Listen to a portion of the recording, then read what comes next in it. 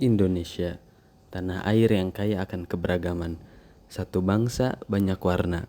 Tapi di balik harmoni ini, ada ancaman senyap yang mencoba memecah persatuan kita, yaitu radikalisme. Radikalisme bukan hanya tentang bom dan kekerasan. Ia bermula dari pikiran, dari ujaran kebencian, intoleransi, dan sikap merasa paling benar sendiri.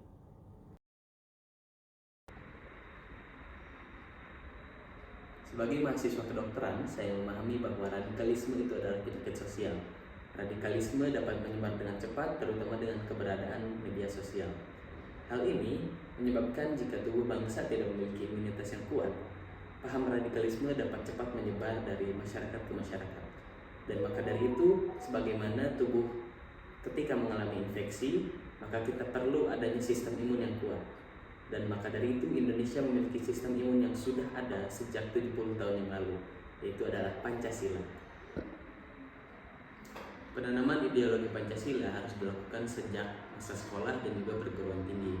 Hal ini merupakan salah satu upaya utama dalam mencegah adanya radikalisme. Dan sebagaimana yang sudah dijelaskan pada Pancasila, sila pertama menjelaskan bahwa kita harus senantiasa menghargai kepercayaan masing-masing. Dan yang kedua adalah kita harus menolak berbagai kekerasan. Dan yang sila ketiga adalah kita harus menjunjung tinggi persatuan dan juga kesatuan bangsa. Hal ini jelas bahwa Pancasila dan juga nilai kemanusiaan sangat bertentangan dengan adanya radikalisme. Menurut kajian Lemhanas RI pada tahun 2015, radikalisme bisa lahir dari berbagai aspek. Yang pertama adalah ideologi yang lemah, ketimpangan ekonomi, politik yang tidak adil, dan juga pendidikan karakter yang kurang baik. Tapi hal ini tidak mungkin kita menyalahkan kepada tiap individu, karena radikalisme lahir dari ketidakadilan dan juga ketiadaannya dari ruang dialog. Maka dari itu solusi dapat datang dari mana saja, mulai dari diri kita sendiri, dari kampus, dari kelas kita sekarang, dan juga dari media sosial kita sendiri.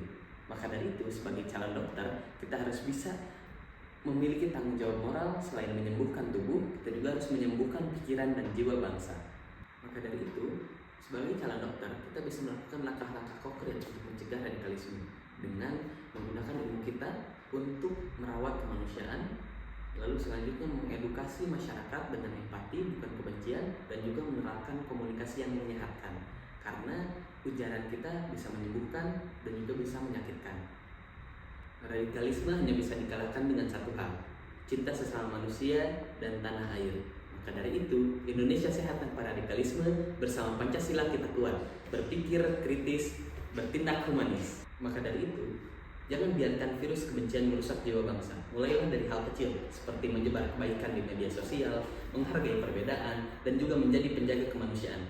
Radikalisme bukanlah takdir, ia bisa dicegah dengan Pancasila, empati, dan juga hati nurani. Saya Arfel Hafizal Rahman Yusuf, sekian, terima kasih.